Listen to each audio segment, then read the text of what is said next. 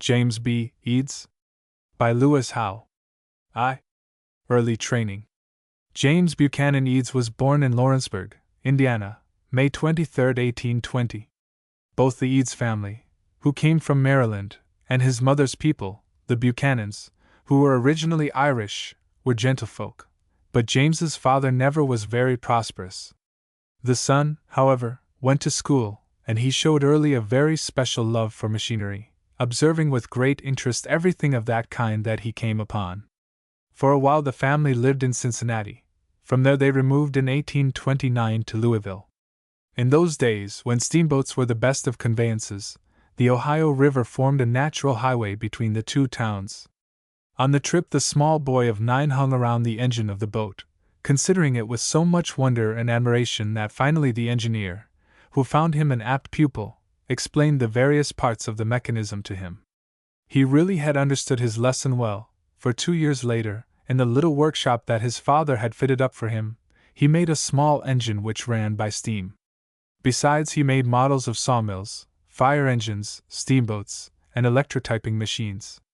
Except such chance instruction as that which he found on the boat, he had had no teaching in mechanics, but worked with the ingenuity of many a bright boy, for he is by no means the only one who ever took apart and put together the family clock, or even a lever watch, with no other tool than a penknife. One of his inventions, which shows not so much his talent as his true boyishness, was a small box wagon, open only underneath and with a hole in front, which, suddenly produced before his mother and sisters, ran mysteriously across the room. The motive power concealed within this agreeable toy was found to be a live rat. So much is often said of the precocity of youthful geniuses, that it is good to know that young Eads was after all a real flesh and blood boy, a boy so mischievous that, as he was the only son, his father hired a neighbor boy to come and play with him. Certainly he was very clever, but that he had even better qualities than cleverness is shown by his first actions on his arrival at St. Louis. His father, deciding to move farther west, had sent ahead the mother, the 2 daughters just grown, and the lad of 13, intending to follow with supplies for opening a shop. Again the route was by river. Arrived at St. Louis, the boat caught fire, and early on a cold morning the family set foot, scarcely clothed, not only in the city of which the young boy was to be one day the leading citizen, but on the very spot, it is said, where he was afterwards to base one pier of his great bridge. On that bleak morning, however, none of them foresaw a bright future, or indeed anything but a distressful present. Some ladies of the old French families of the town were very kind to the forlorn women, and once on her feet Mrs. Eads set about supporting herself and her children. In those days, when sometimes a letter took a week to go a couple of 100 miles, she was not the one to wait for help from her husband, so she immediately rented a house and took boarders. The boy, as resourceful and self-reliant as his mother, now showed his energy as well as his devotion by doing the first thing he found to help her. In going along the street he saw some apples for sale, and buying as many of them as he could afford, he peddled them to the passers-by. That, of course, was no permanent occupation for a well-bred boy, whose associations and abilities were both high. Nevertheless his family could no longer afford to have him at school, and it was necessary for him to do some sort of work. One of his mother's boarders, a Mr. Barrett Williams, offered him a position in his mercantile house. Before long this gentleman discovered his young employee's aptitude and overwhelming love for mechanics, and kindly allowed the lad the use of his own library. Studying at night the scientific books which he found there, Eads acquired his first theoretical knowledge of engineering. In this way, without teachers, he began, in a time when there was no free higher education, to educate himself, and both then and ever after he was a constant reader not only of scientific works, but of all kinds of books. This practical experience in helping to support his family and in getting his own education, while he was still so young a lad, was the school in which he learned self-reliance. It is pleasant to know that the earnestness of life did not take all of his boyishness away from him, for it must have been while he was hard at work that he built a real steamboat, 6 feet long, and navigated it on Choteau's Pond. For 5 years he was a clerk in the dry goods house. At the end of that time, probably because he was in poor health, he left that position for one that would take him more into the open air.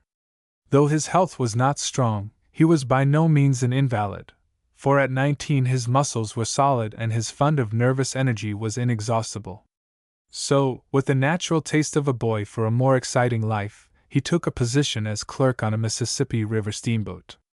While he had nothing to do with actually running the boat, he certainly kept his eyes open to everything going on both on board and in the river, and began then to make an acquaintance with the stream which was later to be the scene of his greatest labors.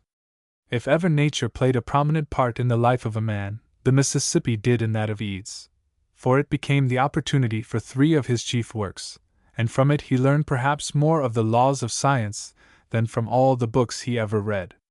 To understand his life, one must have some idea of the huge river, which seems to flow sluggishly or rapidly through his whole career. The Mississippi River, with its branches, drains the larger part of the whole United States, that is, from the Alleghanies on the east to the Rockies on the west.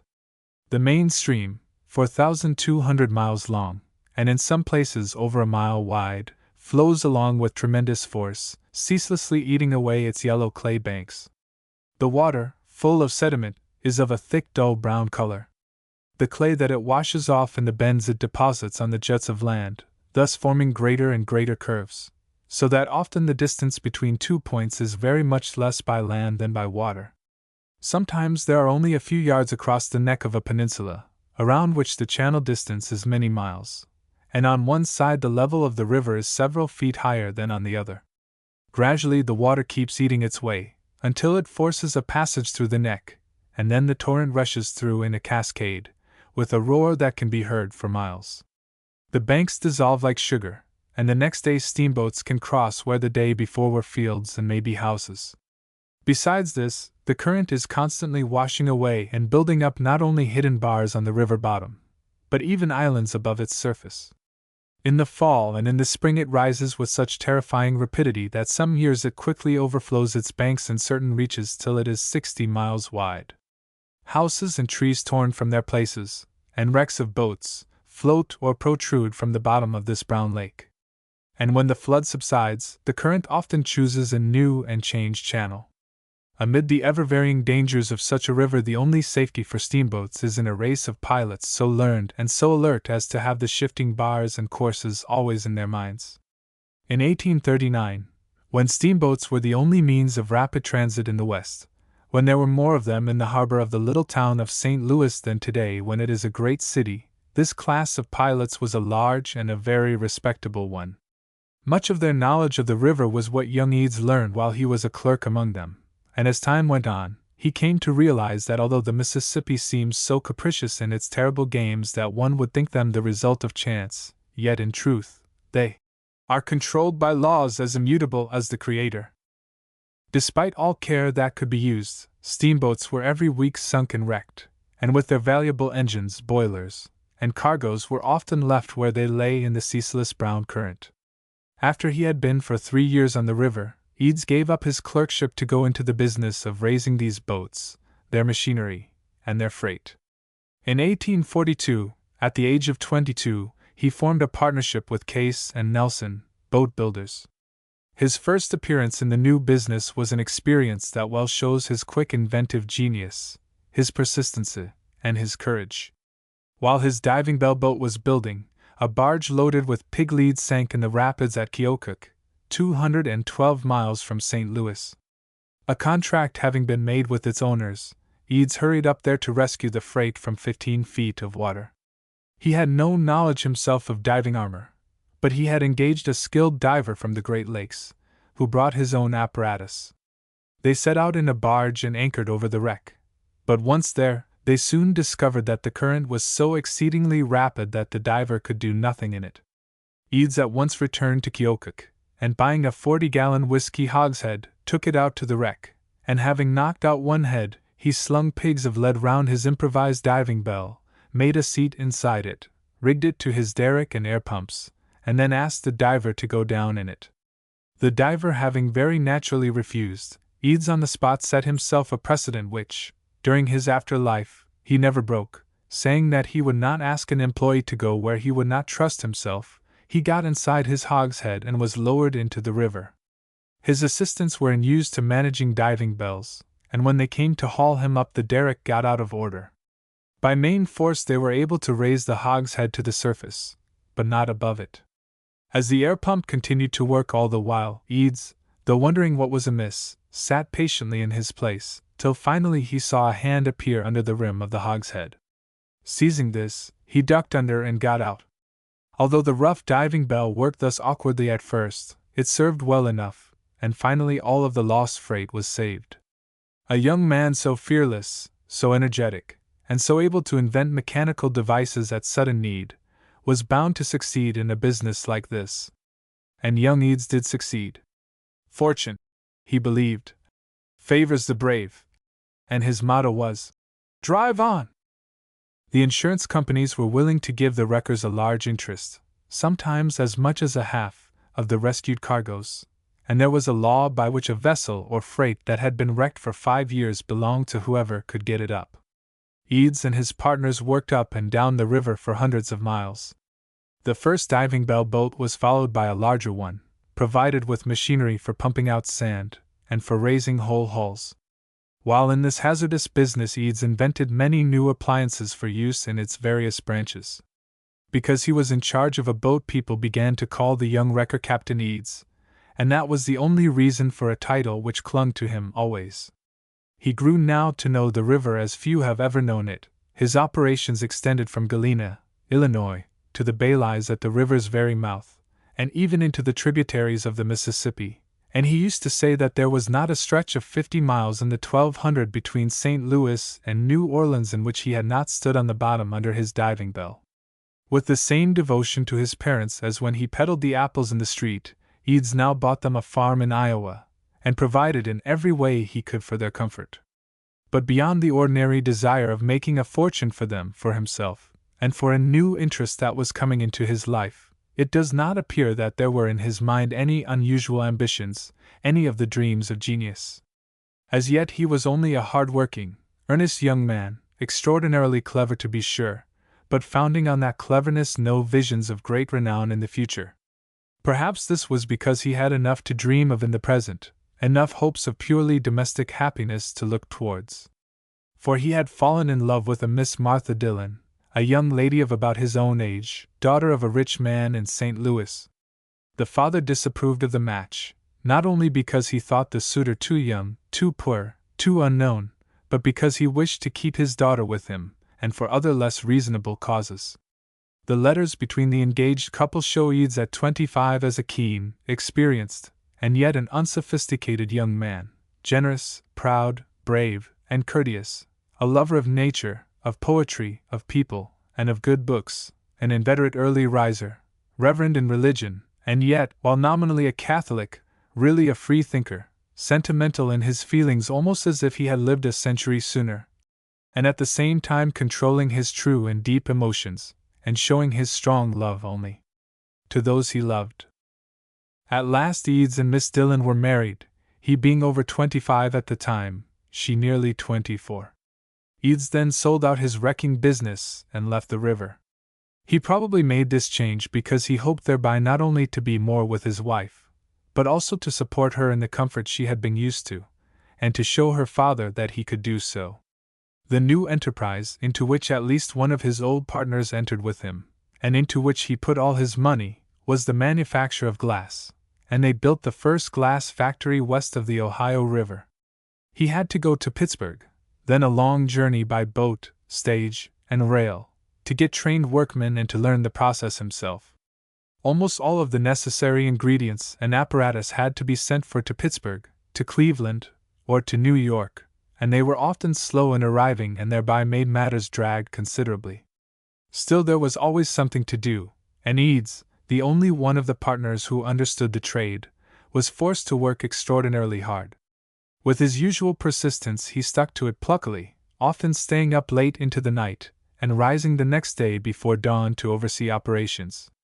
He was also indispensable for his faculty of managing men, and a letter to his wife written on his 27th birthday, 1847, shows how strong the man already was in that power of getting the most from a workman, which was afterwards to count for so much in his best work. An employer, he says, must have constant control of his temper, and be able to speak pleasantly to one man the next moment after having spoken in the harshest manner to another, and even to give the same man a pleasant reply a few minutes after having corrected him. Self must be left out of the matter entirely, and a man or boy spoken to only as concerns his conduct, and the authority which the controller has over the controlled, used only when absolutely necessary, and then with the utmost promptness. However, despite all his firmness and perseverance, the difficulties of the glassworks became greater and greater, and at last, after having been run 2 years, they were shut down. Eads was left with debts of $25,000. The very unusual action of his creditors in this crisis shows what confidence they had in his integrity and in his ability, for they advanced him $1,500 with which to go back into the wrecking business, and he at once rejoined his former partners. He now worked harder, if possible, than ever, for he felt, as he wrote to his wife, that, with a man in debt it cannot be said that his time is his own. Powerful as he was physically, his health was not good, but even in sickness he scarcely ceased to toil during the first year or two, and at the end of 10 years, not only had all his debts been long since paid, but his firm was worth $500,000. Work, however, was to him only a means to an end. The real dignity of character he knew to lie in culture.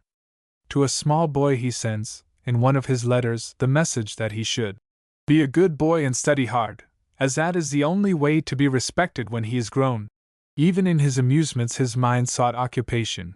We find him at night on the diving bell boat playing chess, and in later years he had become unusually adept at that game.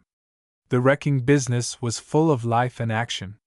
Here and there, up and down the river, and into its branches, wherever a boat was wrecked or burned or run aground, the submarine hurried off to reach the spot before other wreckers. Under their belt the divers got at the engines, boilers, and freight, while the pumps, worked from above, cleared away the sand, and sometimes by means of great chains and derricks the very hull itself would be lifted and towed ashore. But on that huge river, which at times would suddenly rise 3 feet in a single night, and whose strong current played such giant pranks as turning over a wreck in the chains that were raising it, there was need of eternal vigilance and agility. However, Eads was more on his own ground on the river than on the shore, and his business so increased that he was soon running 4 diving bell boats. In 1849 29 boats were burned at the levee in St. Louis in one big fire, and most of their remains were removed by him. Winter as well as summer the work went on, and the task of cutting out a vessel wrecked in an ice gorge, or of raising one from beneath the ice, must have been as trying as walking the river bottom in search of a wreck. Eads himself, years later, thus describes one of his many experiences. 5 miles below Cairo, I searched the river bottom for the wreck of the Neptune, for more than 60 days, and in a distance of 3 miles. My boat was held by a long anchor line, and was swung from side to side of the channel, over a distance of 500 feet, by side anchor lines, while I walked on the river bottom under the bell across the channel. The boat was then dropped 20 feet farther downstream, and I then walked back again as she was hauled towards the other shore. In this way I walked on the bottom 4 hours at least, every day, Sundays excepted, during that time. For a day's work the city of St. Louis gave him $80, out of which he paid his own workmen. He was so prosperous that, as he wrote to his wife, there was no need for him to join the rush to California to get gold, and his success caused much envy among his rivals. He began to clear the channel of the Mississippi from some of its obstructions and to improve the harbor of St. Louis. In 1856 he knew his work so well that he went to Washington and proposed to Congress to remove all the snags and wrecks from the western rivers, the Mississippi, the Missouri, the Arkansas, and the Ohio, and to keep their channels open for a term of years. A bill to that purpose passed the House, but in the Senate it was defeated by Jefferson Davis and others. The next year, on account of poor health, Eads retired from business, but he carried with him a fortune. He had not succeeded in his purpose at Washington, but his name was known there and remembered.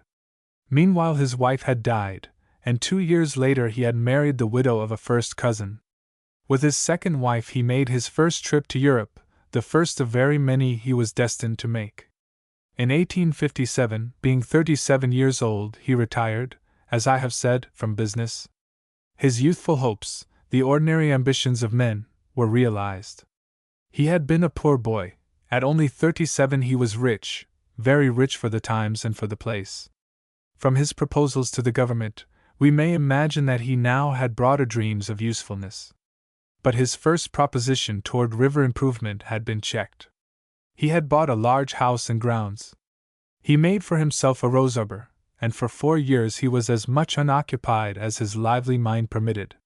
He was at any rate what is called a man of leisure. Then, for years being past, he received from Washington, from his friend Attorney General Bates, a letter written 3 days after the surrender of Fort Sumter, which said, "Be not surprised if you are called here suddenly by telegram. If called, come instantly. In a certain contingency it will be necessary to have the aid of the most thorough knowledge of our western rivers, and the use of steam on them, and in that event I advise that you should be consulted." The government was thinking of placing gunboats to occupy and to defend the western waters. 2. The gunboats. At the beginning of the Civil War, the state of Missouri and the city of St. Louis were in a very confused condition.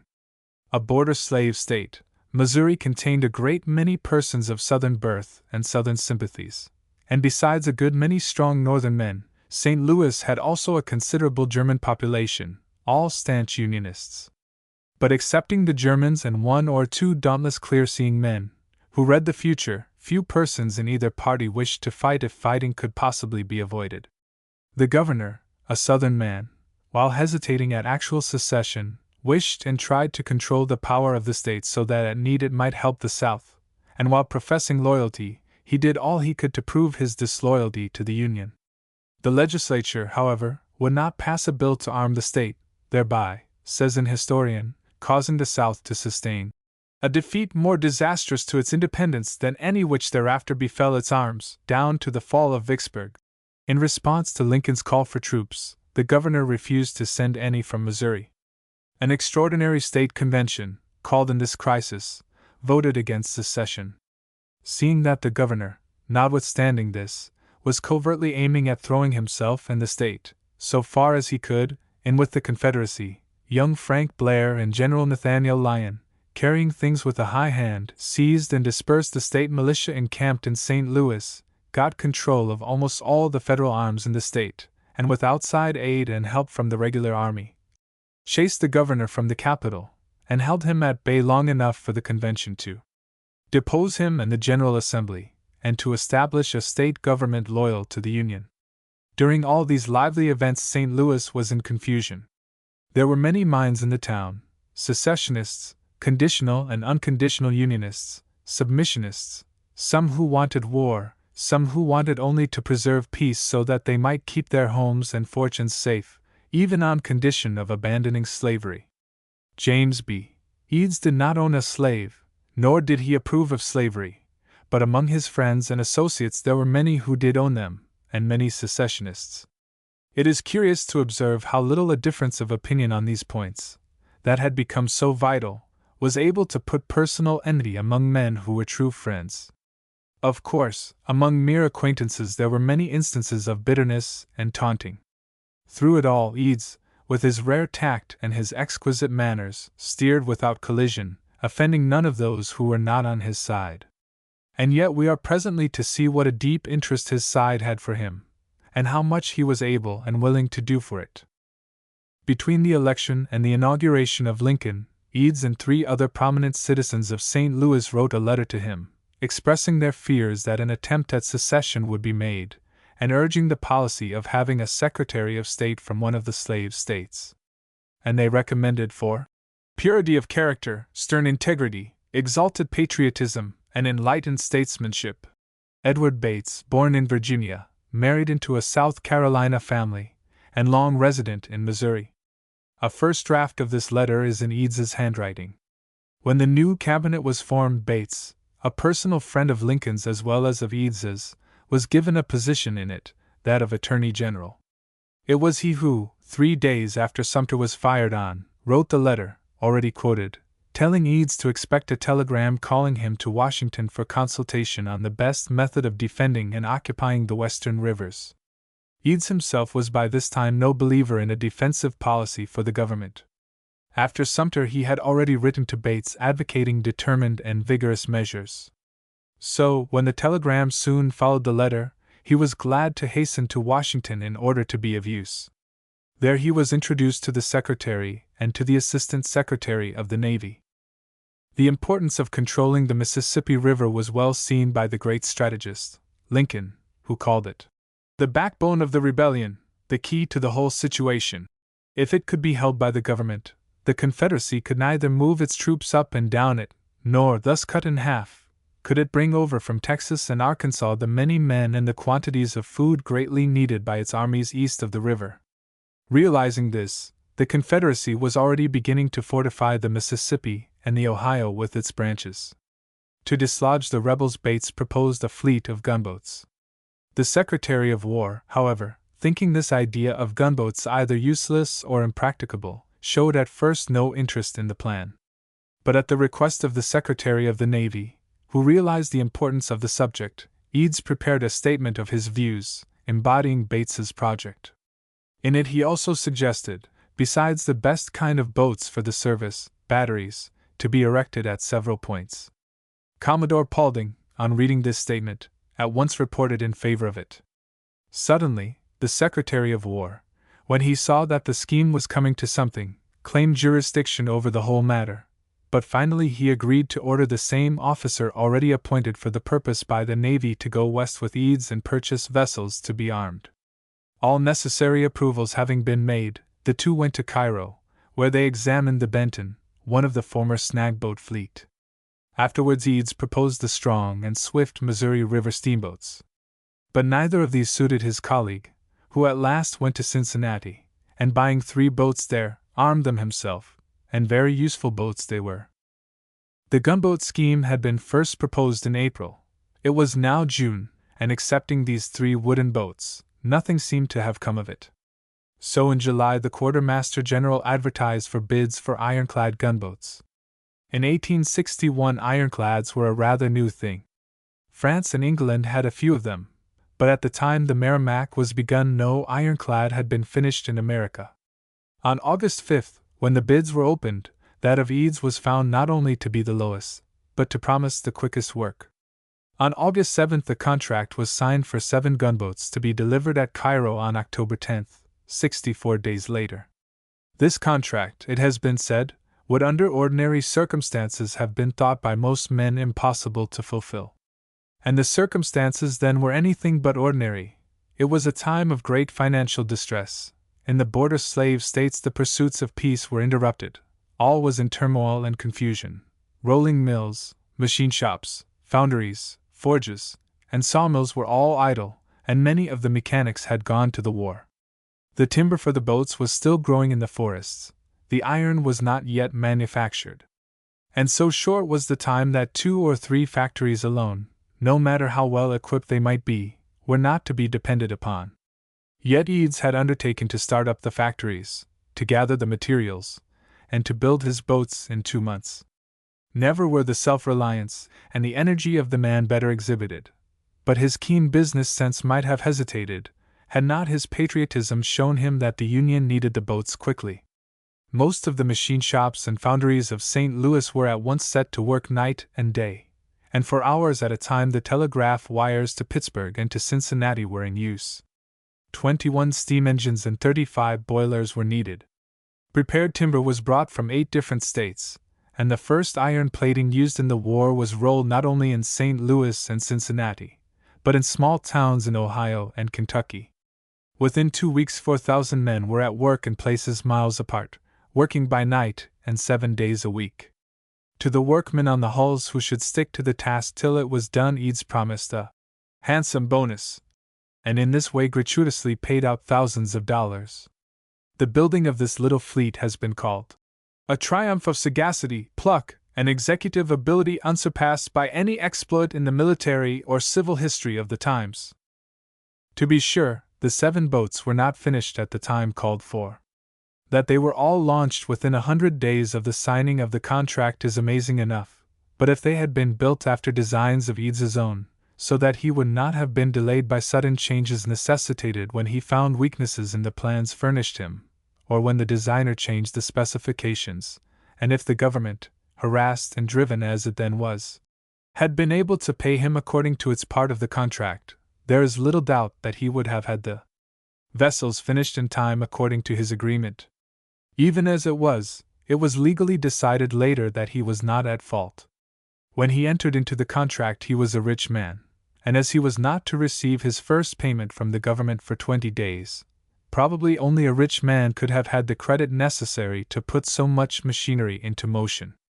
As it proved subsequently, the government was so lax in its payment, and demanded work so much more expensive than the specifications called for, that before the work was finished Eads was in a hard way financially. He had been much worried and distracted in obtaining funds. After exhausting his own fortune, he had sought the aid of patriotic friends, and it was principally in order to pay them back that he made his appeal to the government. By the terms of his contract, he might have delayed the work until his payments were received, and might thus have saved himself great distress and worry, but, as I have said, he realized how much the Union needed the boats. He himself said that it was of the utmost importance that these boats should be made as effective as possible, without reference to how I was to be affected by delays, and that their completion should be pushed with the utmost energy, whether the government failed in its part of the bargain or not. Their rapid completion then was a proof not only of Eads's masterful energy, but of his self-sacrificing patriotism as well. Ultimately, he was paid most of the money for the gunboats, and as a result of his patriotism won back the fortune he had risked. But at the time, of course, it hampered him intolerably to be without funds. He had, besides, other difficulties to contend with. At least one of his subcontractors or head workmen was a disappointed bidder for the gunboat contract, and was on a salary which ran till the boats were finished. And while Eads would not mention such a suspicion in public, he suggested in a private letter that this had been an additional cause of delay. After all, the 7 boats had been launched, and were ready to be put into commission by Flag Officer Foote, before he had more than 1/3 of the necessary crews ready for them. These 7, the St. Louis, afterwards the Caleb, the Cairo, Carondelet, Cincinnati, Louisville, Mound City, and Pittsburgh, were all alike. The St. Louis, as Eads wrote to Lincoln, when he sent him a photograph of her, was the first ironclad built in America. She was the first armored vessel against which the fire of a hostile battery was directed on this continent, and so far as I can ascertain, she was the first ironclad that ever engaged a naval force in the world.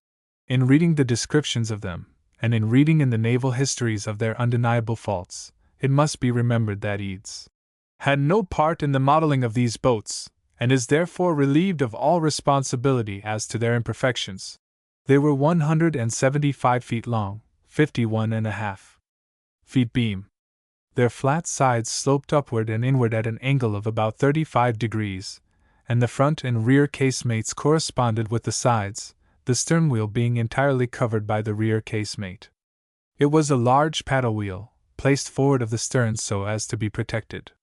The whole thing was like a tremendous uncovered box, with its sides sloping up and in, and containing the battery, the machinery, and the paddle wheel, while the smokestacks and the conical pilot house stuck up out of the top. Captain Mahan says that they looked like gigantic turtles. Underneath the water, they were simply like flat-bottomed scows. As they were intended always to fight bows-on, they were built with that in view. In front they were accordingly armored 2.5 inches over 2 feet of solid oak. The only other armor they carried was abreast of the boiler and engines. The stern, therefore, and the greater part of the sides were decidedly vulnerable. Their armament consisted of 3 guns forward, 4 on each broadside, and 2 at the stern. When Eads was given a chance to alter a boat from his own designs, he made it a much better one than these.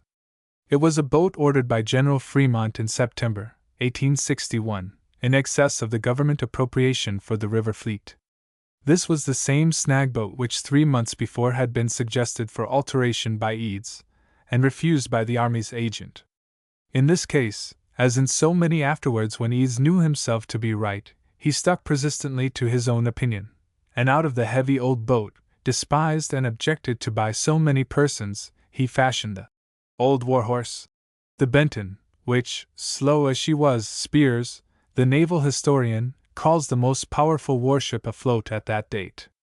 As a snag boat, formerly used by Eads, she had two hulls so joined and strengthened that she could get the largest kind of a cottonwood tree between them, hoist it out of the mud, and drag it clear of the channel. These hulls were now joined together, and while the boat was armored on the same general plan as the 7 contract gunboats, she was so much more completely ironclad as to avoid the danger that they were exposed to of having their boilers burst and great damage and death caused thereby. Her tonnage was twice that of the others, her size about 200 by 75 feet. She was entirely ironclad.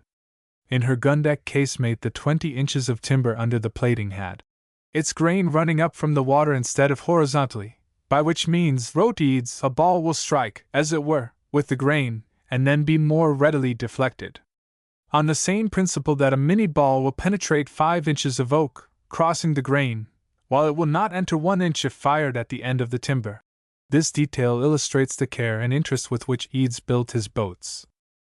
The 8 of them, Captain Mahan says, formed the backbone of the river fleet throughout the war, and may be fairly called the ships of the line of battle on the western waters. He speaks also of their very important services. This is milder praise than has been given them. Commander Stembel said that he had heard them called equal to 5,000 men each. Boynton, the naval historian, goes so far as to say that the permanent occupation of the South was rendered possible by the ironclad navy of the western waters. Though the naval battles in the Atlantic were perhaps more brilliant, he says, none, unless that between the Merrimac and the Monitor, had more important results. Eads has been called as potent as a great general in clearing the upper Mississippi. He did not, to be sure, build the entire gunboat fleet, but he did build, as Captain Mahan says, the backbone of it, and that the praises for that fleet, which I have quoted, are not altogether extravagant, is further shown by the comments of Mr. John Fiske. He says, while it was seldom that these formidable gunboats, could capture fortified places without the aid of a land force, at the same time this combination of strength with speed made them an auxiliary without which the greater operations of the war could hardly have been undertaken. These 8 boats figured in many a fight on the great river and its branches. They were ever where danger was. A month and more before the Merrimac and the Monitor were finished, the important capture of Fort Henry was a victory exclusively for the gunboats. It was the Carondelet that ran the gauntlet past Island No. 10, a feat as full of romance and daring as any that the Civil War tells us of. And these things were done with vessels still unpaid for and the personal property of their builder. Their usefulness was a great satisfaction to Eads, and he rejoiced, as he wrote to Foote, with the prideful pleasure of the poor armorer who forged the sword that in gallant hands struck down the foe. When the Benton left her dock for Cairo, Foote requested Eads to see her there in safety. Eads, who was so deeply interested in his boats that on another occasion he was narrowly prevented from going into action with one of them, gladly agreed. Before long the Benton grounded. As Eads was merely a guest, and as there were naval officers aboard, he did not feel called upon to interfere with any suggestions. But after the officers and crew had labored all night trying to float her, then with his aptitude for emergencies he used his scientific knowledge to suggest another scheme. The captain at once gave him leave to command the entire crew, and by means of hawsers tied to trees ashore and then strongly tightened, the vessel was floated. In this case the old river man knew more than the naval officers. In April 1862, the Navy Department called Eads to Washington to make designs for more ironclads, or rather boats, made wholly of iron. These were to be of very light draught and turreted. He submitted plans for boats drawing 5 feet. The department insisted on lighter draught, but still on heavy plating. So he revised his designs once, and then once more. Finally the draught was reduced to only 3.5 feet. Eads has himself described his going back to his room in the hotel, and in a few hours making over his designs. When these boats were finished they were found to draw even less than had been contracted for, so that extra armor was ordered for them, and 3 of them exceeded the contract speed. At first 2 boats were ordered, later 4 others. For the turrets Eads submitted designs of his own, but as it was then only a month after the Monitor's fight, Ericsson's turrets were insisted on for the first 2 boats, although modifications were allowed. As the other 4 had 2 turrets each, Eads was allowed on 2 of them to try 1 turret of his own, with the guns worked by steam, on condition of replacing them at his own cost with Ericsson's in case of failure. This was the first manipulation of heavy artillery by steam. The guns were fired every 45 seconds, or 7 times as fast as in Ericsson's turrets. In addition to the 14 gunboats, Eads also converted 7 transports into musket-proof tin-clads, and built 4 mortar boats.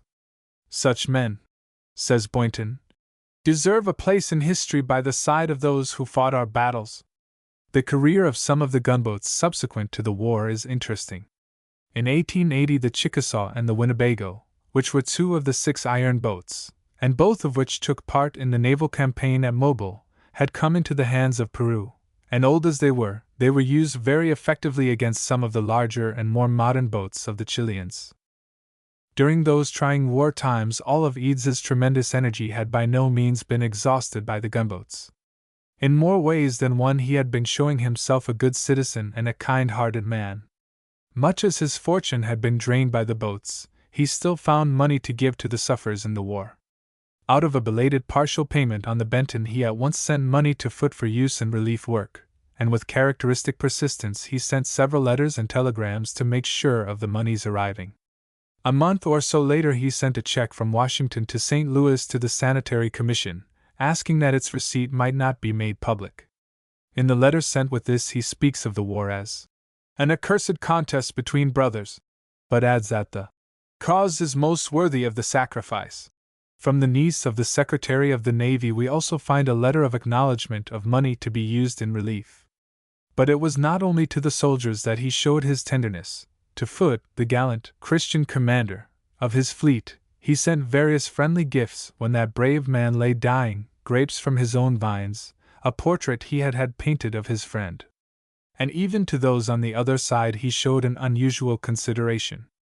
Towards the end of the war there seemed to be no means of feeding the many refugees in St. Louis but by levying a tax upon Southern sympathizers.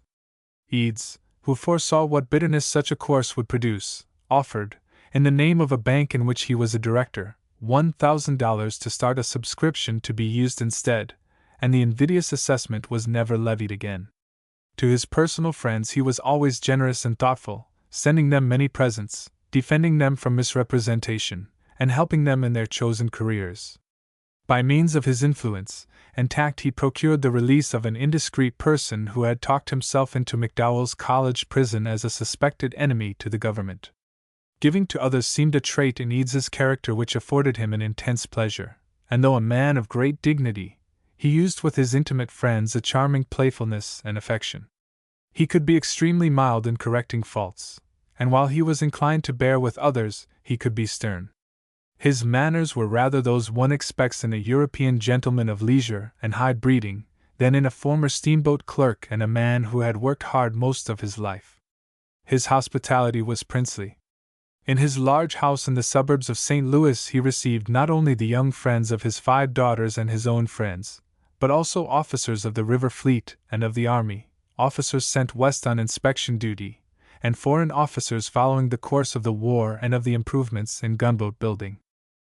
His mind was as active as his heart was generous, and the course of his life mirrored that activity. Now he was at home, now in Washington, now at Cairo visiting the gunboats to see how they worked under fire. In Washington he was busy with plans and projects. An intimate associate said of him in his later life that he was always inventing some new gun or gun carriage, and we may be sure that if he ever was doing so, he was in those war times. Besides inventing his own, he was also busy examining Ericsson's inventions, and making improvements on them, in applying steam in novel ways to the working of artillery and to the rotating and raising of turrets, in sending models of his inventions here and there, at home and abroad, to Germany, where the Prussian minister, a friend with whom he often dined, wished they could get some of his boats on the Rhine. having his turrets explained at a Russian dinner in New York or Washington, and receiving from the Navy Department an appointment as special agent to visit the Navy yards in Europe.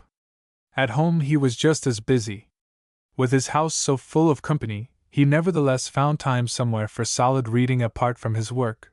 The Attorney General sent him Cicero's letters, and he lent the Attorney General King Alfred's works. There is a curious interest in knowing what two men so engrossed, and upon such necessary duties, were reading at such a time. While he was building the second batch of gunboats, he wrote to Bates in a personal letter that he believed he had the most complete and convenient works in the country for iron boat building, that there, and in other places he had as many as 70 blacksmith fires at work for him, and that his men were all sheltered from sun and rain. After those boats were finished, he went on planning others, and we have a letter from Farragut in which the Admiral asks if some of them are not for his use at Mobile. Eads, by this period in his strenuous life, knew a great many men, all of whom he treated with a uniform dignity and courtesy, even when they were unfriendly, and a few of whom he was on the most intimate terms with. Among all of them he was admired. Perhaps already he was as prominent a citizen as there was in St. Louis, and as it was still in the good old times when the mayoralty there was a high honor to the best men, it was suggested to him that he hold the office. Nor was this the first honor offered to be thrust upon him. Early in the war Bates had wanted him appointed commissary of subsistence at St. Louis, and though it was unusual to appoint a civilian to that position, Lincoln had been willing to do it to oblige Bates, but Eads had not wished it.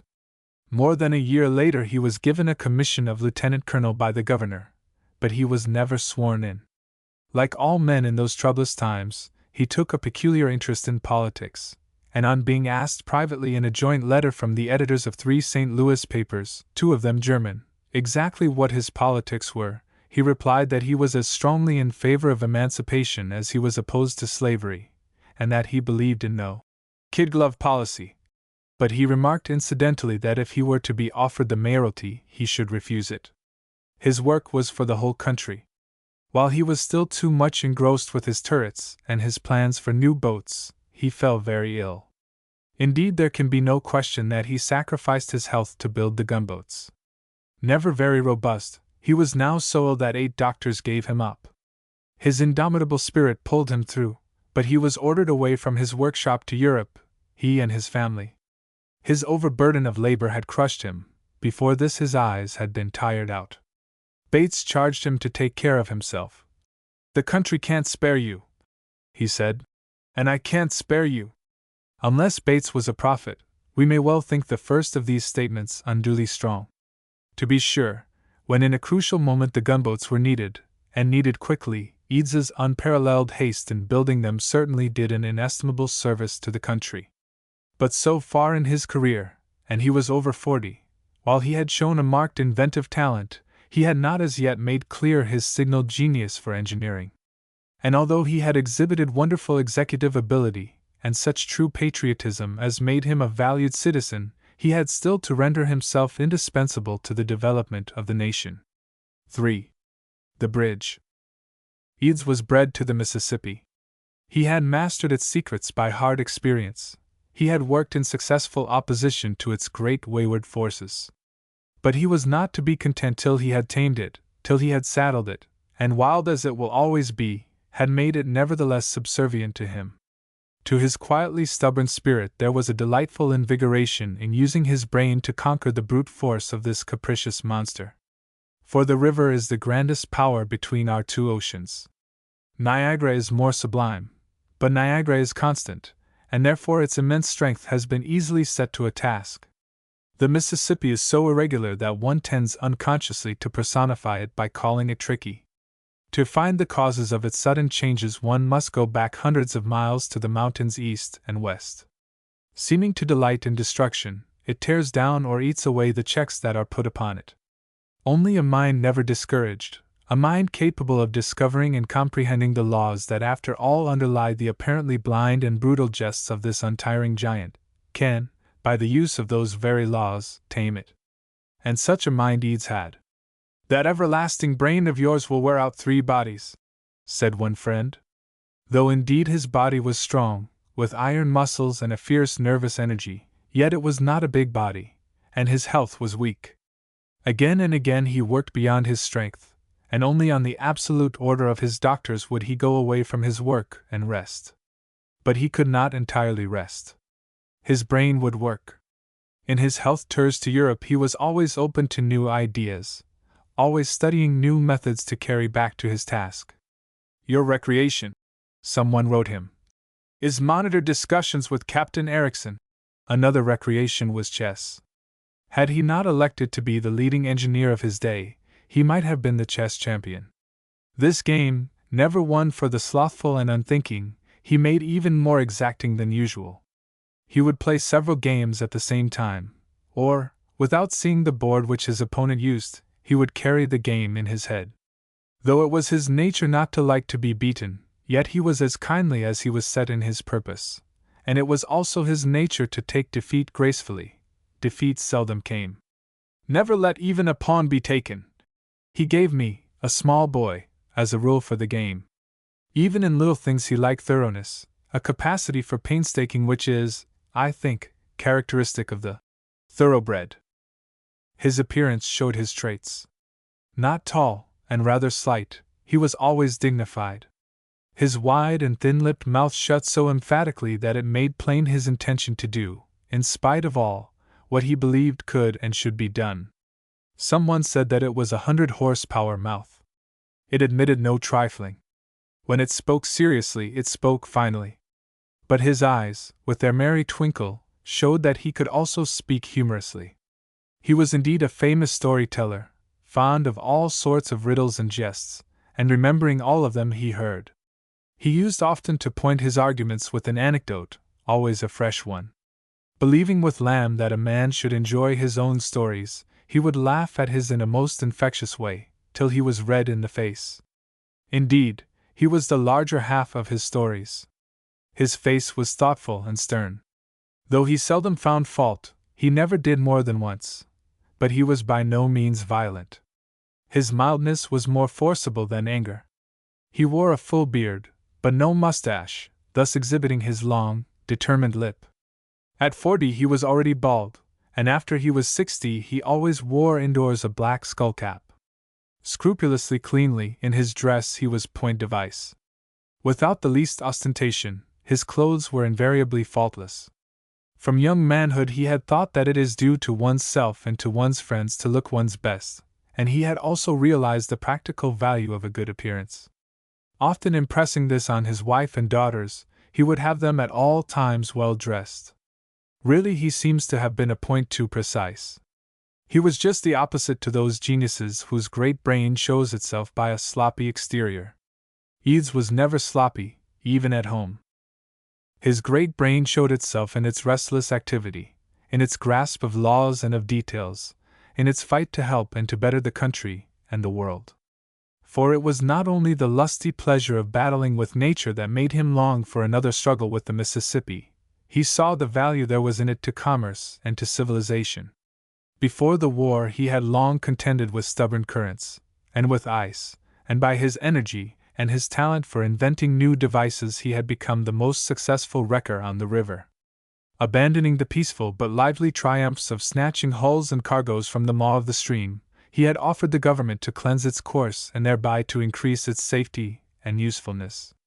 In war times, owing to his knowledge of the waterways and of science, he had been able to build, with a speed fairly romantic, a gunboat fleet to patrol the Mississippi. Already now greater schemes for improving this central highway of our country were in his mind, but as yet the fullness of the time was not come. Still, he was no longer merely the careful son and father striving to protect his beloved ones and with no dreams of broader duties. He was no longer contented with rose arbors for an occupation. The grim war had roused him. His years of rest were over. He was the well-known boat builder, engineer, perhaps some persons already called him, and his mind was teeming with schemes of helpfulness. Yet his ambition was not for fame, but to do in the perfect way the work that only he could do. In 1867 a grand convention for the improvement of the Mississippi and its tributaries met in St. Louis. Even then, people were beginning to see vaguely that the Mississippi Valley is destined to be the ruling section of the country. Eads in his speech showed that he foresaw it plainly. He urged the convention to persuade the government to take steps to improve the river, showing that for less money than was paid by the river boats in 3 years for insurance against obstructions, those obstructions could be removed. There was not one of them, he said, that engineering skill and cunning could not master. 2 years later, he urged upon the Commercial Convention at New Orleans by letter the importance of introducing iron boats on the Mississippi, saying that it was the fault of the tariff on iron that the saving they would effect was not taken note of. 30 years later, the scheme has again been brought up. Perhaps Eads was before his time in advocating it, but it shows how he had the interests of commerce at heart. His convention speech is a good sample of his style.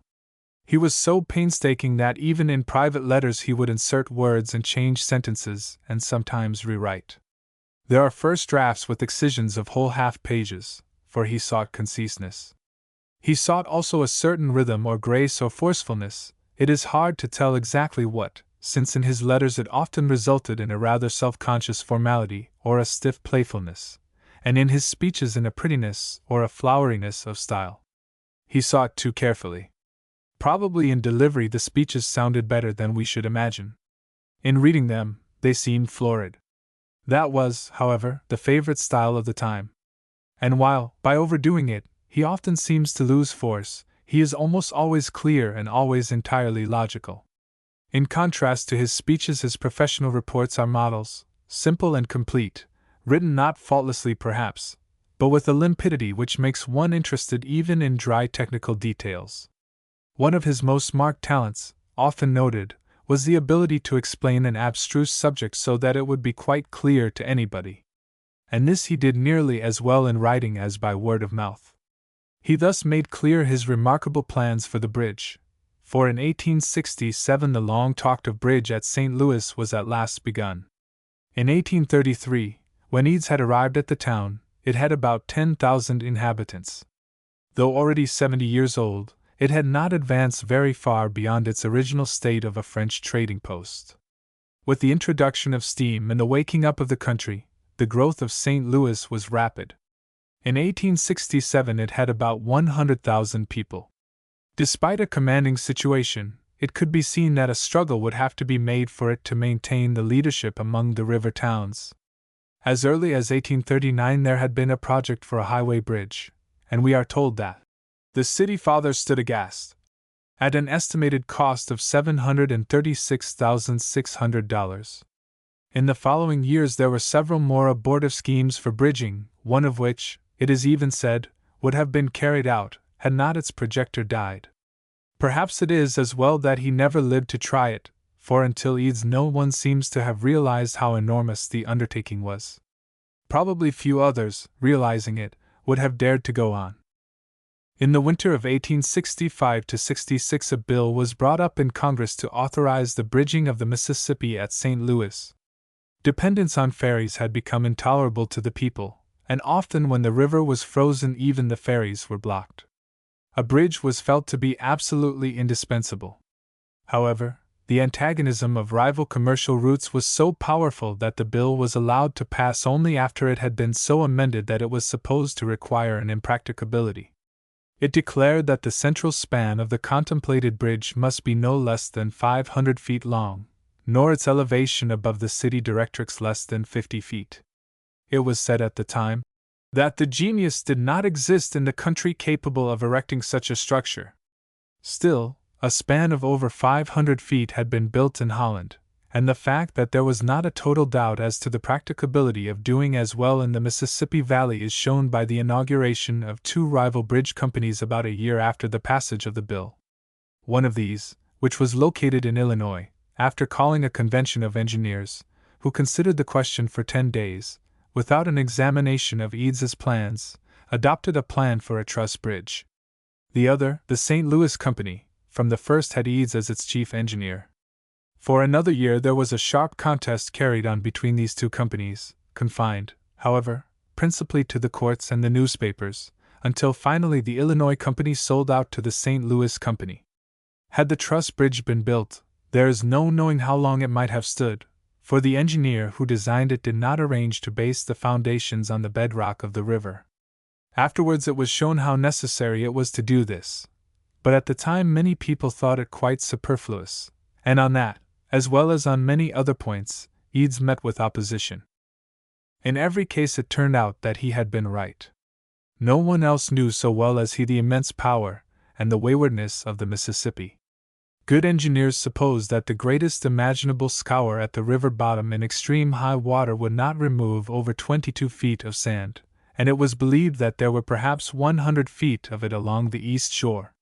But Eads had been 65 feet below the river's surface at Cairo, and there he had found the river bottom to be a moving mass at least 3 feet deep, and in cutting through the frozen river to liberate his diving bell boats, he had found that the floating ice which goes underneath solid ice, as well as the rising or backing up of the water above ice gorges, forces the undercurrents lower than even a flood does, and he had found on cutting a wreck out of the ice that she had been held up by the gorged ice underneath her, which must therefore have been packed to the bottom. Knowing all this and much more about what goes on under the turbid surface of the river, he did not doubt that even beneath 100 feet of sand the bedrock might at times be laid bare, and he was absolutely convinced that his bridge must be founded on it. Moreover, he saw that on account of the exceptional force of the current in its rather narrow bed at St. Louis, the masonry piers of his bridge must be made unusually big and strong to withstand it. Since they must be so big and sunk so very deep, it was evident that they would be so costly that the fewer there need be of them the better. The central span was required to be 500 feet. With 3 spans about that length the river could be crossed, and 3 spans would require only 4 piers. Steel trusses 500 feet long would have to be made extremely heavy, but Eads showed that a steel arch the same length, while quite as strong, would be lighter and consequently much cheaper. When his opponents objected that there was no engineering precedent for such spans, while he pointed out their mistake, at the same time he expressed his conviction that engineering precedents had nothing to do with the question of length of span, that it was altogether a money question. Therefore, since the cheapest method was to be carefully sought, he determined upon arches, 2 abutment piers, 2 river piers, and 3 arches of respectively 502, 520, and 502 feet long. There were many opponents to this plan, some of them people who would have opposed any bridge, as, for example, the ferry and the transfer companies. To his own company he explained away every objection that came up, as he was bound to do, in view of their confidence in him. He made the clearest of explanations of the theories involved, and even such absurd predictions as that his superstructure would crush his huge stone piers, he took the trouble to blast sarcastically. To an engineering journal he wrote 3 letters correcting mistakes in its accounts of his work. But he seems to have wasted little of his energy in arguing with the newspaper public. It was a question only of time till everybody should be convinced. The most extraordinary care and pains were expended in every direction. The stone, granite, and steel were both hunted up and tested by experts, and by machines specially devised in the bridge works, though not by Eads himself. For his assistants he chose men who were of real ability and well trained, and to them he invariably gave great credit for their part in the work. The plans, after being figured out in detail by them, were gone over by the mathematician Chauvenet, then Chancellor of Washington University, who found not one single error in them. Most of the big work, such as the masonry and steel, was given out on contract, and, as was natural, delays by the contractors often greatly delayed the progress of the bridge. The whole work occupied 7 years. While Eads had promised the company to prove by careful experiment, so far as was possible, everything connected with the bridge that had not already been fully demonstrated in practice, he did not pretend that in his main outlines he was without some examples. It was in his development of known ideas and his expedients for simplification that his genius perhaps most strikingly showed itself. Again and again he contrived some device so simple that, like a great many strokes of genius, it seemed that anybody should have thought of it. The massive piers were sunk to the bedrock by means of metal caissons. These were adapted in design from some he had seen in use in France, and had examined during a trip his doctors ordered him to make in 1868. Eads himself compared them to inverted pans. They were open at the bottom, but perfectly airtight everywhere else. They had several important features which were entirely original. Such caissons, sunk to the bottom, have the masonry of the pier built on top of them even while they are sinking, and workmen inside them keep removing the sand from underneath, and throwing it under the mouths of pipes which suck it up to the surface of the river. Evidently the caissons must be filled with compressed air to equalize the external pressure, which is constantly increasing as ever deeper water is reached. They must also have an opening connecting with the surface, and to admit of passing from the ordinary atmosphere to the denser one, there must be an airlock. Before this bridge was built, the airlock had always been placed at the top of the entrance shaft, where, as the caisson sank and the shaft was lengthened, it had to be constantly moved up. Eads placed it in the air chamber of the caisson itself, where it never had to be moved, and thus, as the shaft was not filled with compressed air, less was needed, and there was less danger of leaks. Another of his useful innovations was to build his shaft of wood, and another was to put a spiral stairway into it. Indeed, in the last pier he put an elevator into the shaft. Moreover, he was the first person to run his pipes for discharging the sand, not through the shaft, but through the masonry itself, and he invented a very simple and effectual new sand pump, which was worked by natural forces without machinery. All these improvements and various others seem to have been thought of so easily that we are inclined to wonder why clumsier methods had ever been in use. He described them all in his reports and his letters about the bridge in a style which is not only clear but actually fascinating even to a person who has scant scientific knowledge or taste. One of the piers was sunk 110 feet below the surface of the river, through 90 feet of gravel and sand. Eads's theories were justified by finding the bedrock so smooth and water-worn as to show that at times it had been uncovered. This was the deepest submarine work that had ever been done, and Eads tells us in his reports many interesting experiments he made in the air chambers. In their dense atmosphere a candle when blown out would at once light again. This was before the days of electric lighting, otherwise we may be sure that would have been used, as so many other modern inventions were. For the first time in any such work, the last pier sunk had telegraphic communications with the offices on shore, which must have been comforting to workmen starting out to their labor in the dead of winter with 2 weeks' provisions. The dense air of the chambers caused not only discomfort to the ears, but also in the case of some of the workmen a partial paralysis. There was no previous experience to go by, but every precaution seemed to be necessary was taken. The hours of work were made very short, the elevator was provided, medical attendance and hospital care were given free. After the first disasters no man was allowed to work in the air chambers without a doctor's permit. And it is known that in helping the sufferers with his private means, Eads was as charitable as ever. Out of 352 men employed in the various air chambers, 12 died. Eads, with his wonted generosity of praise, printed in his yearly report the names of all the men who worked in the deepest pier from its beginning till it touched bedrock.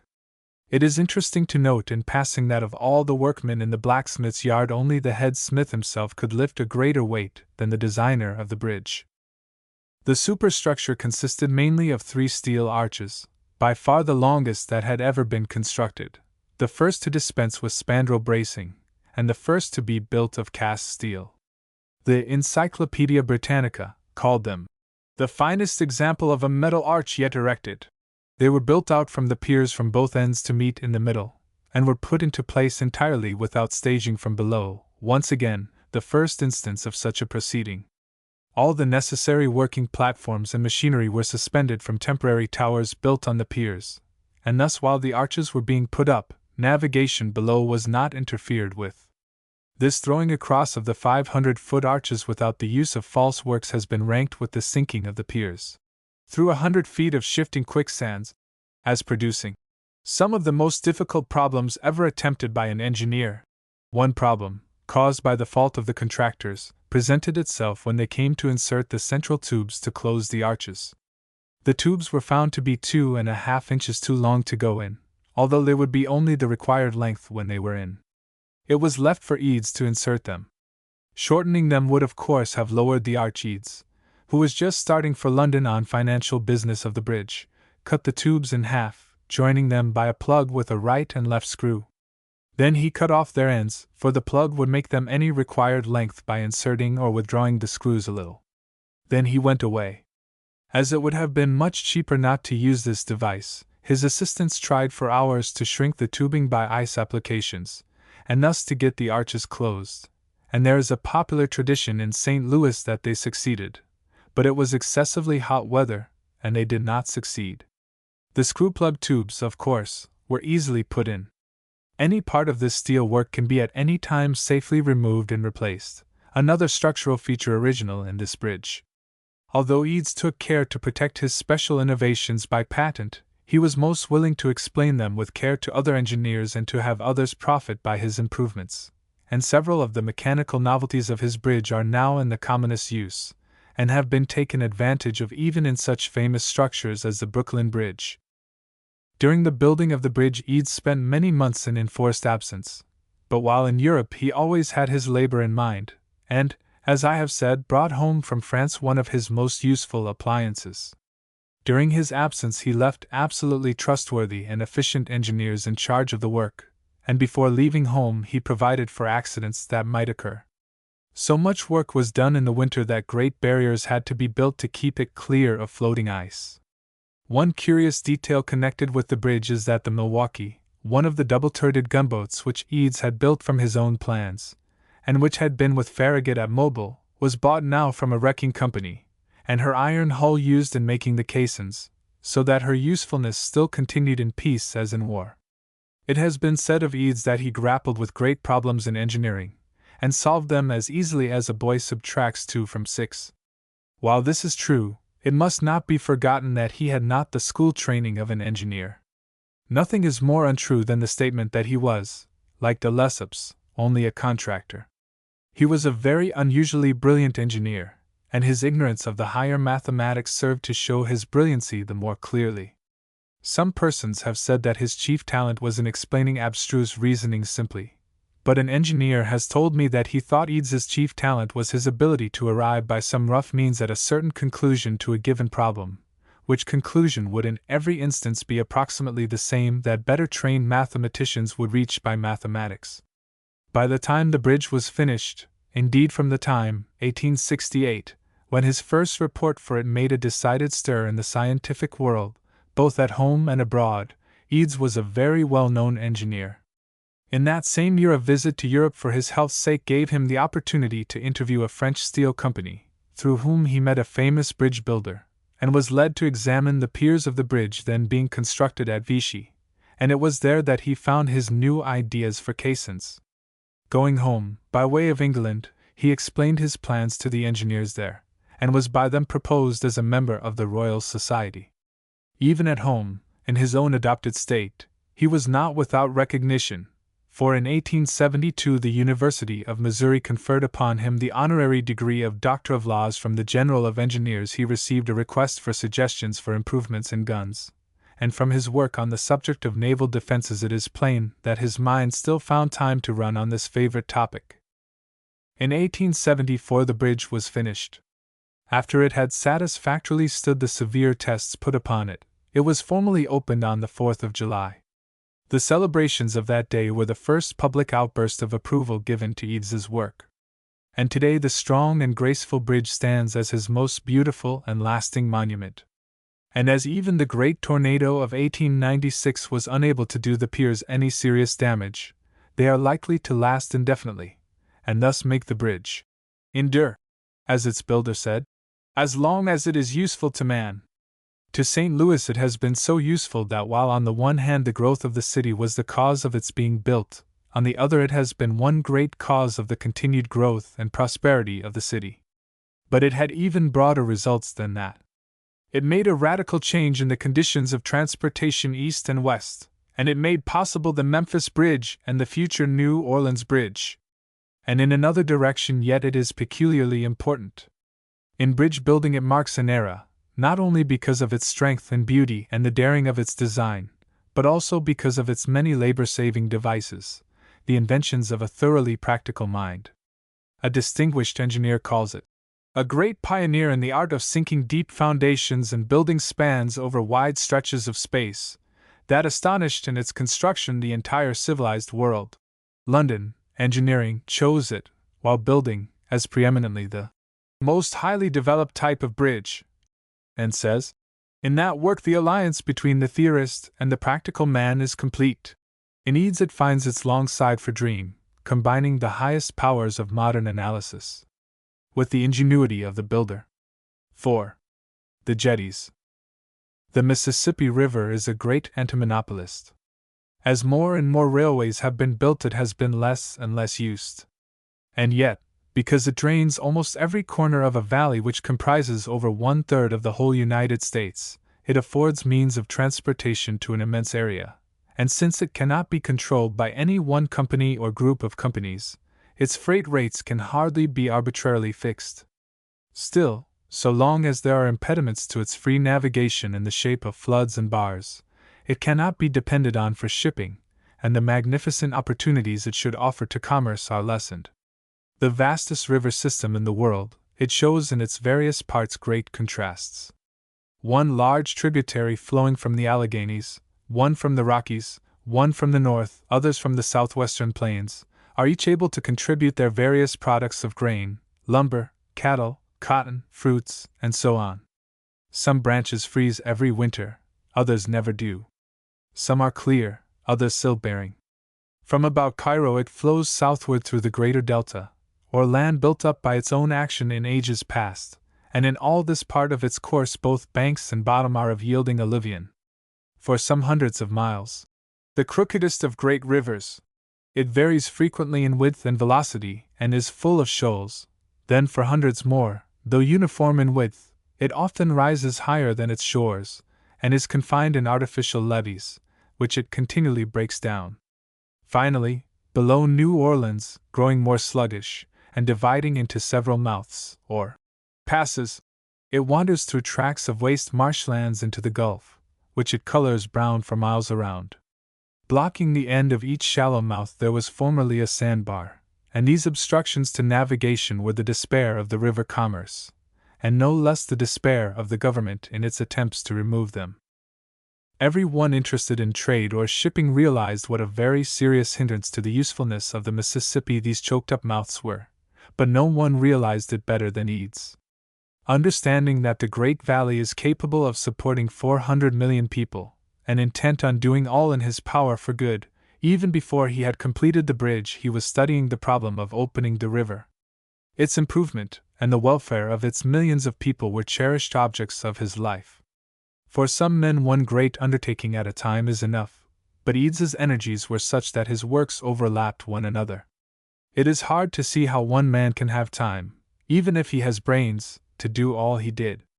But apparently he never lived an idle day.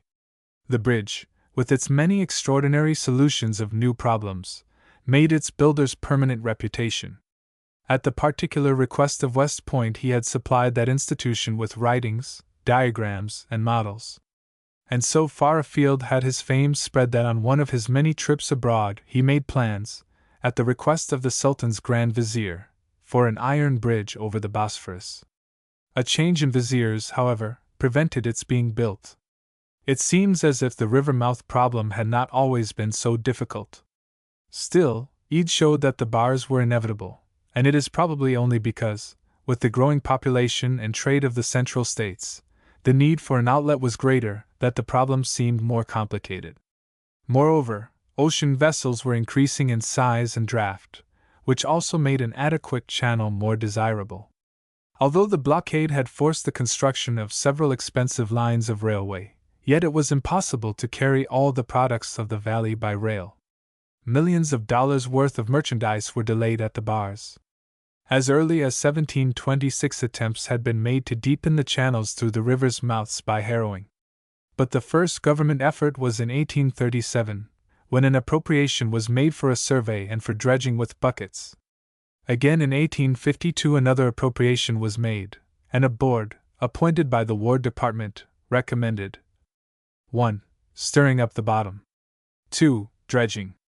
3. If both these methods failed, the construction of parallel jetties, 5 miles in length, at the mouth of the Southwest Pass, to be extended into the Gulf annually, as experience should show to be necessary. 4. Should it then be needed, the lateral outlets should be closed. 5. Should all these fail, a ship canal might be made. Dredging by stirring the bottom was tried, and produced a depth of 18 feet. 3 years later, this depth had entirely disappeared. In 1856, an appropriation was entered into, but the jetties were never completed. Later than that, dredging was tried again. Up to 1875, more than 18 feet of depth had never been obtained, and even that could not be steadily preserved. Channels, opened in low water, were quickly filled up with sediment in high water, and sometimes a severe storm would wash in enough sand from the Gulf to undo the result of months of dredging. As early as 1832, a ship canal near Fort St. Philip, which should cut through the river bank out to the Gulf, had been planned, and this solution had been approved of by the Louisiana legislature. That idea had been revived from time to time, and there had also more than once been new recommendations made for jetties, which by narrowing the channel should deepen it. Finally, Congress ordered surveys and plans for the canal, and then appointed a board not only to report on them, but also to ascertain the feasibility of improving the channel of one of the natural outlets of the river. In 1874, this board reported in favor of the canal, and against the idea of jetties, which, in its opinion, could hardly be built, could not be maintained, and would be excessively costly. This, then, was the situation when Eads appeared on the scene. Scratching and scraping were going on in Southwest Pass, but were doing little real and no lasting good. The government engineers had declared themselves in favor of a canal, and though in some quarters jetties had been advocated, scarcely any one thought they could be built, or that if they were they would last, or that they would do any good. Eads, however, understood the river like a book, and he had studied this particular subject. He now came forward publicly, offering not only to build and to maintain jetties which would ensure a 28-foot channel, but to do all this for less than half the cost the board had estimated, and on a contract which should provide for his being paid only in case he succeeded. From this remarkable offer, his own confidence in his plans may be inferred. A purpose which he had reasoned out as practical became an inspiration to him which nothing could shake, for his courage equaled his convictions. But so bold was his proposition that he was considered a wild enthusiast. Never at a loss to solve any problem, again, as when he planned the bridge, he undertook to do what was commonly held to be impossible. Of course, all the backers of the canal scheme opposed him bitterly. New Orleans was of that faction. St. Louis, on the other hand, upheld him because of his personal popularity and his signal success with the bridge. The Army engineers were against him as a civil engineer. Thus the controversy was sectional, personal, and professional. Up to this time, the government had invariably entrusted all works of river and harbor improvement to the military engineers, and to hand over the most important one it had ever undertaken to a private citizen, and to permit him to apply a method that had just been condemned in a report signed by 6 out of 7 of the most distinguished Army engineers, met with decided opposition. So the government hesitated. Certainly this was a proposal to make them consider, promising, as it did, an open river mouth, at a cost much lower than that of the canal, and in case of failure leaving the total loss to fall upon the contractor. Besides, several eminent civil engineers supported Eads's theory. The House, nevertheless, passed the canal bill, but the Senate, more thorough, after calling Eads and 2 of his principal opponents to state their views before a committee, passed a bill appointing a commission to reconsider the entire subject once more. The discussion before the Senate committee was one of the crises in Eads's life. The fate of the jetty enterprise hung on the outcome of it. Fortunately for himself and for the good of the country, he was a most magnetic and persuasive man. His theories and arguments were sound and logical, his experience of the river was vast, and beyond his aptitude for making technical reasoning simple and clear, his skill as a diplomatist was equal to his ability as an engineer. So the commission was appointed, and ultimately, on account of the far-reaching importance of the question of river mouth improvement, its members decided to go to Europe to inquire into the matter. About the same time, and for the same purpose, Eads also went abroad, and while there he made a careful study of the works at the mouths of the Danube, the Rhone, and several other European rivers. What he saw there served only to strengthen his confidence in his own plans. When he returned home, there had been a noteworthy change in public sentiment. Though there still remained many either prejudiced or honest enemies to his plan, and although the newspapers were still noisy with their cheap and ignorant opposition, the country at large and Congress were inclined to accept the offer, which promised them so much at no risk at all. The Commission, returning from Europe, where it had made as careful investigations as those of Eads, reported, by a majority of 6-1, in favor of trying jetties in the South Pass. This pass, the smallest of the three mouths, had a depth of only 8 feet on its bar, and had besides a shoal at its head. The Southwest Pass, the one which Eads had proposed to use, is not only 2 or 3 times as big, both in width and in volume of water, but it had 14 feet on the bar, and no shoal at its head. Eads argued and implored with all his strength to be allowed to use the larger pass, as the only one adequate to the demands of commerce, and so convincing were his reasons that the House passed a bill which called for jetties in the larger pass. But the Senate, again more conservative, was cautious in this experiment, and insisted on the small pass. Finally, the bill went through, and the grant was made for the improvement of South Pass. And notwithstanding the considerable difference in size, as well as preliminary conditions altogether less promising than in the pass Eads had asked for, still, the depth of 30 feet was to be obtained, the same result under harder circumstances. The payment promised, however, was not increased with the difficulty, but on the contrary was to be a good deal less than the estimate of the Commission. The terms, which required certain specified depths and widths of channel to be obtained and then maintained during 20 years, were so arranged that Eads should not receive any part of his payment till after the work covered by that part had been finished and approved. Hard as these conditions were, they were based on his own proposal, and he was glad even on such terms to undertake the great work he had longed to do. He at once busied himself in raising money for beginning the jetties, and here again his peculiar talents helped him. One of his friends has said, "His powers of persuasion, his charm of address, and the magnetism of his personality opened the hearts and purses of whomever he pleaded with in support of his engineering devices. He was a most lovable man. Moreover, he was an excellent business man. He had indeed a marvelous faculty for obtaining funds with which to carry on his works, and in that time of financial distress such a faculty was very necessary." The theory on which he based his jetties was really extremely simple. He said that, other things being equal, the amount of sediment which a river can carry is in direct proportion to its velocity. When, for any reason, the current becomes slower at any special place, it drops part of its burden of sediment at that place, and when it becomes faster again it picks up more. Now, one thing that makes a river slower is an increase of its width, because then there is more frictional surface, and contrariwise, one of the things that make it faster is a narrowing of its width. Narrow the Mississippi then, at its mouth, said Eads, and it will become swifter there, and consequently it will remove its soft bottom by picking up the sediment, of which it will then hold much more, and by carrying it out to the Gulf, to be lost in deep water and swept away by currents, and thus, he said, you will have your deep channel.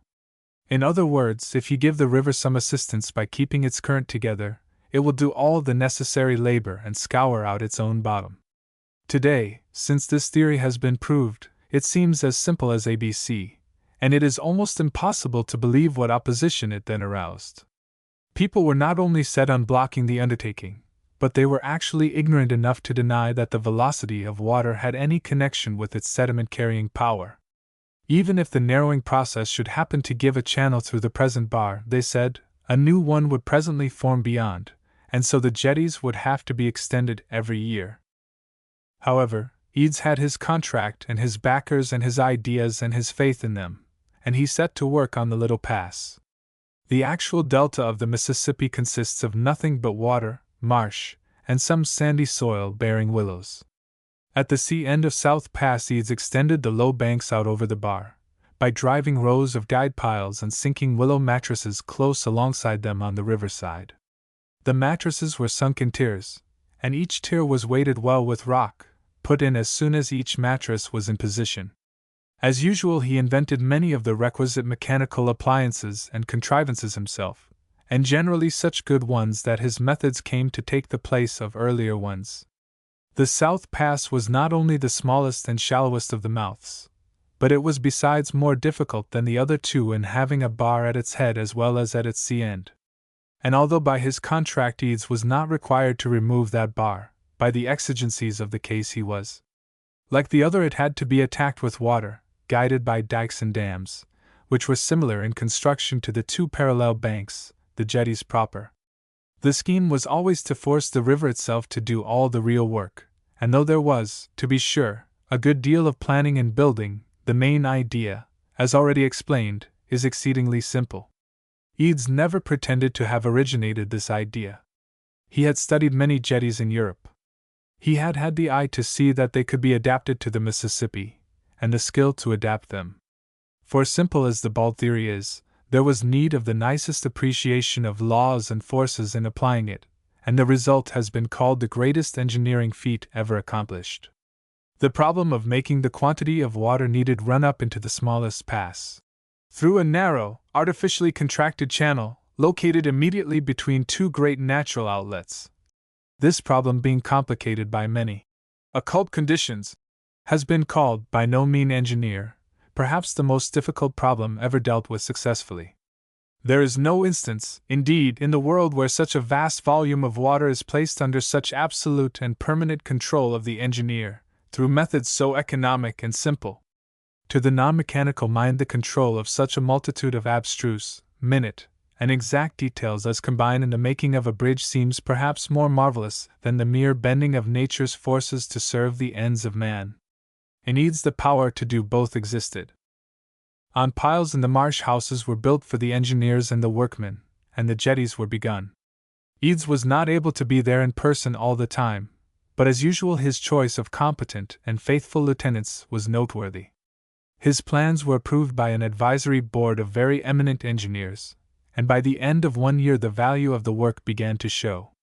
As yet it was not very strong or solid, but it had deepened the water on the bar from 9 to 16 feet. None the less the storm of detraction continued. There were enough difficulties to meet without this, but none of them was met more forcibly. It was never Eads's way to attack other people in a malicious spirit, for he was never jealous, nor did he often deign to answer purely personal attacks. But in defense of his undertakings, to protect them and the people who had put money into them, he was ready to fight. His defense commonly took the form of criticism of his critics, and in such writing his pen was decidedly trenchant. Probably no man ever incurred more foolish criticism, and probably none ever pointed out more plainly how foolish it was. Even the ablest of his adversaries confessed themselves afraid of his pen. Besides this parrying of attack, he was continually writing and talking to show the simplicity and feasibility of his method, and one man phrased what it is likely many exemplified, that a few minutes' conversation with Eads had done more to convert him to the jetties than any amount of writing and of talking with other people could have done. Always modest and unassuming, he was so thoroughly in earnest that he convinced others by his own conviction. Never was a man less afraid to work. Years before, in the diving bell days, he had set himself the precedent of never asking an employee to do what he himself would fear to do. And, on the other hand, he did not hesitate to ask an employee to do as much work as he himself would have done. His former confidential clerk has told me that sometimes, after evenings of discussion, Eads on starting to bed, perhaps at midnight, would say to him, "Now, have that figured out for me in the morning," which meant 3 or 4 hours of scrupulous figuring or writing to be done by 8 the next morning. Undoubtedly he could not have worked so hard as he did himself had he not been able to throw aside his cares and problems when he was not actively engaged with them. A very sociable man, he liked not only to be with people, but to be making them enjoy themselves. Thus he was both generous and jovial. No one loved more to give presents, no one knew more droll stories and more poetry. Nor was his joviality by any means a descent, for not only before royalty was he dignified, but in the most democratic assembly. His was not, however, a forbidding dignity. Simple-hearted as a child, he was fond of children, and they were fond of him. Of course, he kept up his miscellaneous reading. He was specially devoted to poetry, and loved not only to recite verse upon verse aloud, but also to read to his friends and associates. As usual, his enthusiasm spread to others. One old lady has told me that she never had thought much of poetry till she heard him read it. Burns and Edwin Arnold and Tennyson were favorites, and there is a letter written by Eads to Tennyson, apparently to send him a clipping in which the one was described reciting from the other's poems. Eads excuses himself for intruding with his tribute, and remarks that both of them have built works destined to outlive their authors. He says it quite modestly and candidly. As equal comes to equal, throne to throne. Yet despite the confidence of their builder, despite his cheerfulness, the jetties were not getting along well. To be sure, they were steadily deepening the channel, and thereby proving to all ingenuous persons who were undeceived that jetties were what had long been needed, and that they should be helped along and finished. But the jetties were situated far off in a remote marshland where few people saw them. Consequently, nearly everybody was either deceived or was disingenuous. People who had no business to interfere did interfere. Every hitch was shouted abroad, every success was concealed or twisted. Concrete difficulties were enormous. Sudden storms at just the wrong time delayed and undid the work. The need for more money was pressing, and it could be borrowed only at exorbitant rates of interest. The newspapers were clamoring that the rash experiment was a failure, and though, of course, it was not a failure, still it might have fallen through, when one day the Cromwell liner, Hudson, drawing over 14 feet of water, came in through the jetties, and they were saved. Although the prestige of the undertaking was thus established, Eads realized that his contract with the government was too severe. Not that he asked to be paid beforehand for his work, but he did ask to be paid as the work was actually done. So evident were his energy, skill, and good faith that Congress promptly voted him an advance of $1 million. It also sent a commission to inspect and to report on the progress and efficiency of the works. This commission, while reporting favorably, advised against any further advance payments. But Congress, nevertheless, voted him $750,000 more. It is said that this is the only instance where the government has voted money to an individual in advance of the specific terms of his agreement. Moreover, his contract was rearranged so as to be less oppressive. It has been said that if Eads had failed with the jetties, he would not only have destroyed his reputation, but he would have been a beggar, though someone added, he would still have deserved everlasting gratitude for his efforts and sacrifices. And now he had already succeeded in changing the little pass into a grand channel of commerce sufficient for the largest shipping that visited New Orleans. Yet the violent opposition and the calumnies still continued. There was a wonderful persistency in the false reports which came from bitter opponents, who would not be convinced. The foolishness and ignorance of their arguments are almost incredible. But however foolish, they had to be disproved, and Eads set himself patiently to work to point out the errors in logic and in physics, and in doing so he wrote what those who know call one of the greatest works on river hydraulics. While there were so many men's hands against Eads, it is pleasant to record that there were also many for him. It was the Scientific American which first suggested his name for the presidency. It advocated him as a fearless, honest, and forceful man, but the peculiar compliment in it was that this was a technical paper that upheld him. The proposal was repeated in many newspapers, but Eads had no more intention now than ever of going into politics. He knew in what line he could do most for his country, and had an ambition rather to be a supremely useful engineer than to be president. Another of his admirers was the late Emperor of Brazil, Dom Pedro II, who, after a visit to the jetties, first tried to persuade Eads to go to Brazil to do some very important work for him, and who then, failing that, sent him a personal letter asking him to recommend an engineer. And he engaged the one whom Eads recommended. In 1879, a little over 4 years from the time the jetties were begun, the United States inspecting officer there reported the maximum depth of 30 feet and the required width and depths throughout the channel. Thereupon all the remainder of the price agreed was paid over to Eads, excepting $1 million, which was kept, at interest, as a guarantee, during 20 years' actual maintenance of the channel. Omitting from the count every day of deficient channel, these 20 years are now, 1900, almost over. The results in the channel and in the part of the Gulf just beyond the jetties have been precisely and entirely what the projector of the works predicted when he began them. The bar has never formed again. The jetties themselves, so far from having to be lengthened, are shorter than they were originally designed. In a word, the sole legitimate objection that can be made to them is that they do not furnish a great enough depth. Of course, they furnish the required depth, and as great a depth undoubtedly as can possibly be had in the Little South Pass. Ships, however, now draw more water than they did 25 years ago, and a still deeper channel is needed. The best proof of the success of the present one is that the government is preparing to apply the same plan to the big Southwest Pass, which Eads begged to open and was not allowed to. It is said that in that pass he would have produced 30 feet in 1 year. But nothing is more useless to discuss than what might have been. What Eads has accomplished with his jetties is certain. One result of his achievement was a quick improvement in prices. Every acre, mill, farmhouse in the whole of the Mississippi Valley was increased in value by the impetus which the open river mouth gave to commerce. New Orleans rose from the 11th to the 2nd export city in the country. Consequently, there was a great increase in the number of lines of ships going there, and in their tonnage. And as a result of that, there was a rapid increase in railway facilities. In 20 years from the commencement of the jetties, there was a gain of 100% in the total commerce of New Orleans, nearly all of it due to these works. This boom has, despite the marvelous multiplication of railways, preserved the river traffic, and the river traffic, as always, has by competition lowered freight rates. The effect has spread to remote districts, and by this reduction in rates and prices there is no doubt that the jetties have made living cheaper on the Atlantic seaboard as well as in the Mississippi Valley. Even more, in another way they have made living cheaper.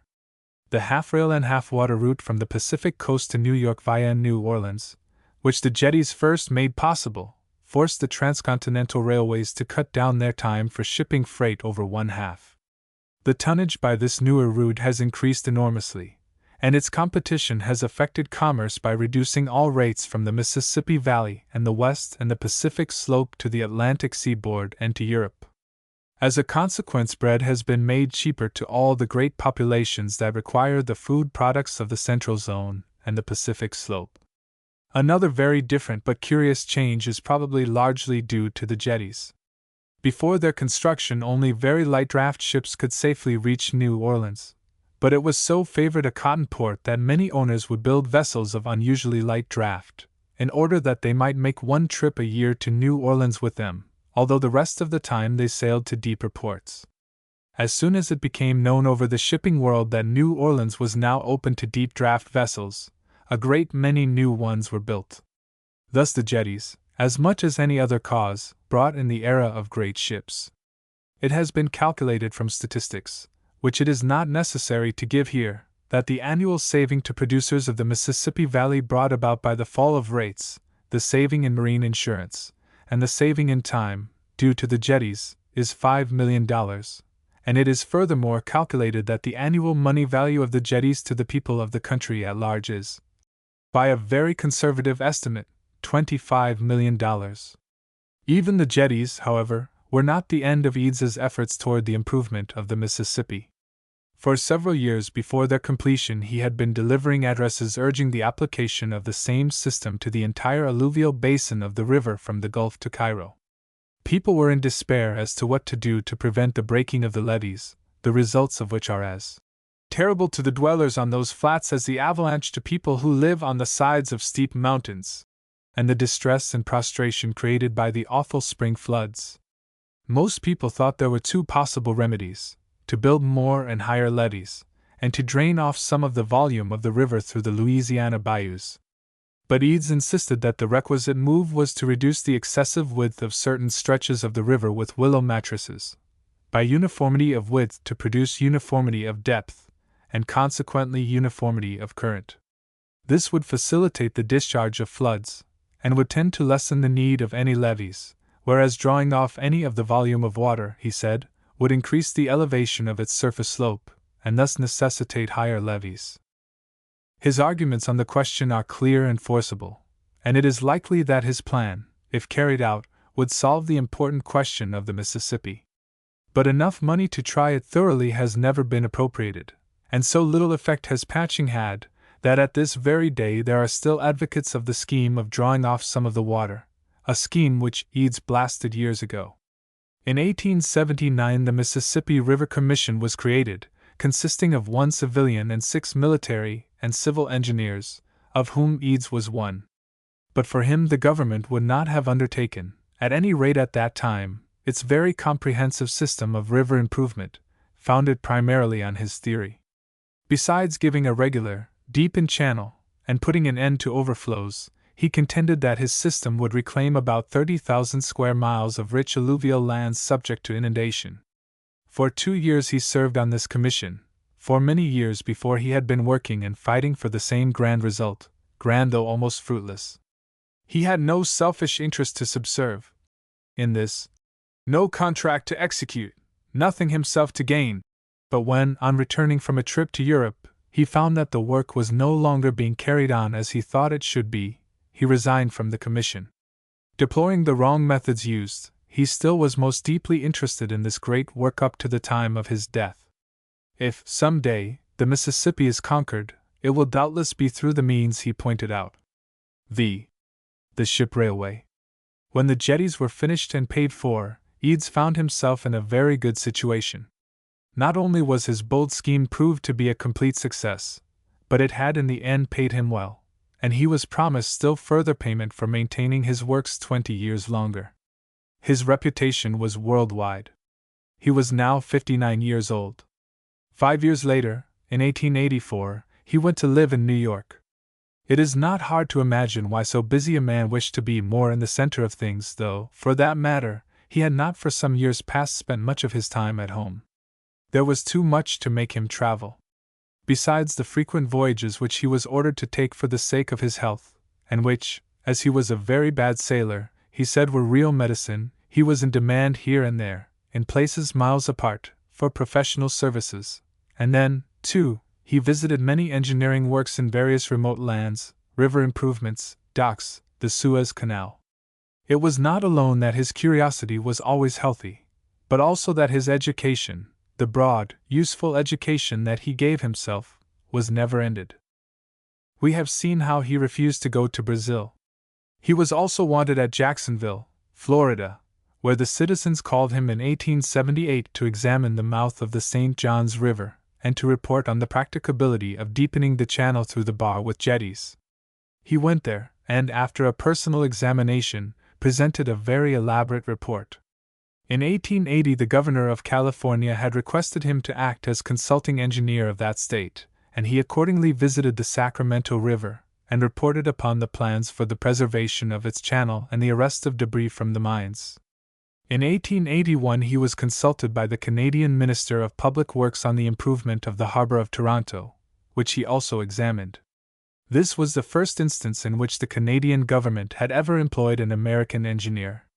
When he was in Mexico, the government there asked him for reports on the harbors of Vera Cruz and Tampico, and suggestions for their improvement.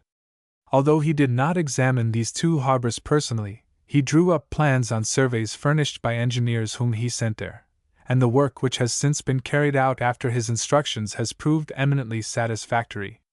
Again, it was the people of Vicksburg who sent for him to tell them how to better their harbor, and at another time he was consulted about the Columbia River in Oregon and about Humboldt Bay. In 1885, the Brazilian emperor made a second attempt to secure his services for an examination of the Rio Grande del Sul, but ill health and pressing business prevented his acceptance of the offer, nor was he able to undertake the examination of the harbor of Oporto requested by the Portuguese government. It seems superfluous to say that all the reports he did make were exhaustive and eminently instructive in their treatment of the subjects discussed. Perhaps the 2 most important professional cases submitted to him were those in 1884 on the estuary and bar of the Mersey River and on Galveston Harbor.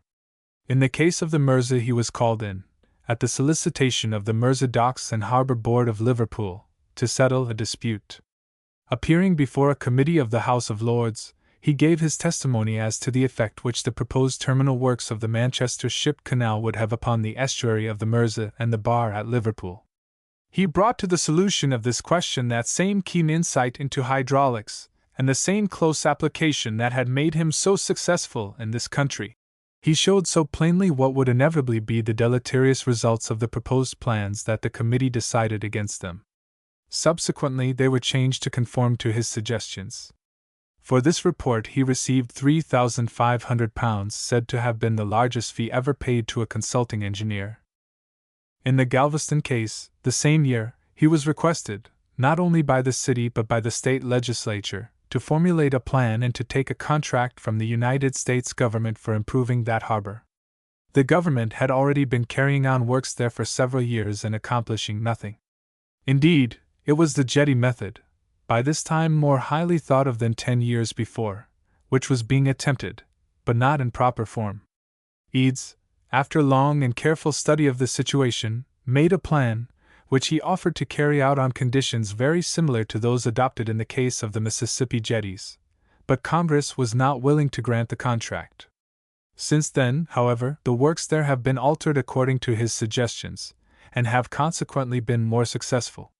For a good many years, owing to the weakness of his lungs and to other illness, Eads had not only had to travel much for his health, but to take special care of himself generally, and yet, to judge from the following account, in the first person, of how he had spent the year 1880, it seems that his wondrous energy had not failed. I inspected the river Danube about 800 miles of its course, and investigated the cause and extent of the frightful inundation at Szegedin, in Hungary, which involved an examination of 150 miles of the Theiss River. I also examined the Suez Canal, to familiarize myself more thoroughly with the question of a ship canal across the American Isthmus, having previously visited the Amsterdam Ship Canal and the one at the mouth of the River Rhone. As a member of the Mississippi River Commission, I also aided in perfecting the plans for the improvement of that river, and the preparation of its report now under consideration before Congress. As consulting engineer of the state of California, I made a thorough inspection of the Sacramento River, to consider the best method of repairing the injury to its navigation caused by the hydraulic mining operations there, and submitted a lengthy report upon it. On my way back, I visited the wonders of the Yellowstone Park, crossing the Rocky Mountains in that excursion 6 different times. Within this time, I have thrice visited the jetties at the mouth of the Mississippi, besides my visit to the City of Mexico, Tehuantepec, and Yucatan. I have also, at the request of the mayor and council of Vicksburg, twice visited that city during the last year, to examine its harbor with a view to its improvement. In 1884, Eads received perhaps the most distinguished honor of his career, the award of the Albert Medal. As it came only 2 or 3 months after the report on the Mersey, it was undoubtedly due to that as its immediate cause, although the jetties were almost specifically named as the reason for this honor, and Eads had not by any means lacked even earlier appreciation in England. 3 years before, at a meeting of the British Association, he had been urged, nay pressed, to deliver an impromptu address on his works, both completed and projected. Nevertheless, it was not until after the Mersey report that the Albert Medal was conferred upon him. This medal, founded in 1862 in memory of the Prince Consort, is awarded annually by the Society for the Encouragement of Arts, Manufactures, and Commerce. It was in Eads's case awarded as a token of their appreciation of the services he had rendered to the science of engineering. To the engineer, whose works have been of such great service in improving the water communications of North America, and have thereby rendered valuable aid to the commerce of the world. He was the second American citizen and the first native-born American to receive this medal. Of course, he belonged to many scientific organizations. He was a member of the Engineers Club of St. Louis, and for 2 years president of the Academy of Science there. He was also a member of the American Geographical Society, of the Institution of Civil Engineers, Great Britain, and of the British Association, and of the Society for the Encouragement of Arts, Manufactures, and Commerce, a Fellow of the American Association for the Advancement of Science, and a member, Fellow, and for a year Vice President of the American Society of Civil Engineers. He was now a person whose return from Europe, with plans for river improvement, and news about a fresh engineering scheme, was an item in the small as well as the large newspapers. For, since the jetties were finished, he had a new scheme, a decidedly new one it seemed to most people, though, as formerly, he made no pretense of having originated the idea. Instead of resting content, now that he was almost 60, rich, and honored, and frail, instead of resting content on his laurels of the gunboats, the bridge, the jetties, he was as active as ever, with the hope of opening more roads to commerce and prosperity. The publication of the Proceedings of de Lesseps's Interoceanic Canal Congress in 1879 gave Eads an opportunity to propose, in a letter to the New York Tribune, his own project for spanning the isthmus. The Tehuantepec route from the Gulf of Mexico to the Pacific would be, in the general lines of travel, about 2,000 miles shorter than the Panama route, or 1,500 miles shorter than the Nicaragua. And it was at Tehuantepec that Eads proposed building, not a canal, but a ship railway. The proposition was astounding. It certainly suggested very picturesque visions of transportation, but at first sight it did not sound very practicable. However, Eads held that it presented 6 great and purely practical advantages. First, it could be built for much less than the cost of a canal. Secondly, it could be built in 1/4 of the time. Thirdly, it could, with absolute safety, transport ships more rapidly. Fourthly, its actual cost could be more accurately foretold. Fifthly, the expense of maintaining it would be less than for a canal. Sixthly, its capacity could be easily increased to meet future requirements. In 1880 he appeared before a committee of the House, and in reply to de Lesseps, who was advocating the Panama Canal, he stated his plan for the ship railway. A few months later he went to Mexico, where the government gave him, besides a very valuable concession for building the ship railway, its cordial assistance in his surveys. It was at this time that Mexico requested his aid in improving its 2 harbors, and when he returned home, sent him in the Mexican man-of-war, the Independencia.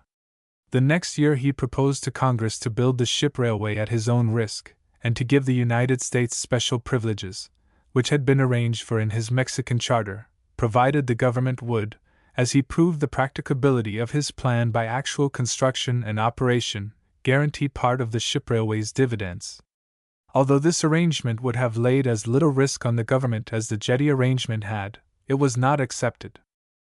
Strange and even unnatural as the idea itself appeared, it was adapted from perfectly simple ship railways already in existence and in satisfactory use. Science, he said, could do anything, however tremendous, if it had enough money. In the magnified form contemplated, the plan provided for a single track of 12 parallel rails, and a car with 1,500 wheels. On this car was to be a huge cradle into which any ship might be floated and carefully propped. The car having then been hauled up a very slight incline out of the water, and monster, double-headed locomotives hitched to it, by gentle grades and the ship were to be drawn across to the other ocean 100 miles away, where the ship could be floated again. To obviate any chance of straining the ships, all curves were to be avoided by the use of turntables. Nevertheless, many people believed that such a journey would strain a ship so much that it would never float afterwards. On the other hand, there is so imposing an array of names of distinguished engineers, shipbuilders, and seamen, who declared that the plan was feasible in every particular, that it is hard to think they could all have been mistaken in thus supporting the leading engineer of the day. It may easily be supposed that every other imaginable and unimaginable objection was raised, but to one and all Eads gave an answer that sounded conclusive. As usual, he was willing to back up his ideas with money, and he had the most elaborate surveys made, and remarkable models prepared to show the working of the ship railway. He preached this new crusade of science with his customary vigor.